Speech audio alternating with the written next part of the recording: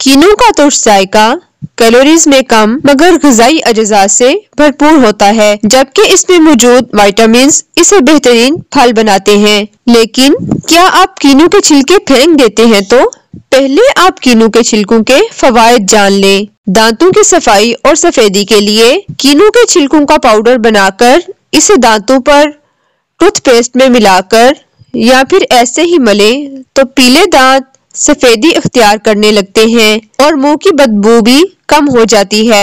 निज़ामे हाजमा को बेहतर बनाने के लिए कीनू के छिलके उतारकर खुश्क करके रख लें और इनको पानी में उबालकर कुछ देर पकाएं। जब कहवा बन जाए तो इसे पी लें।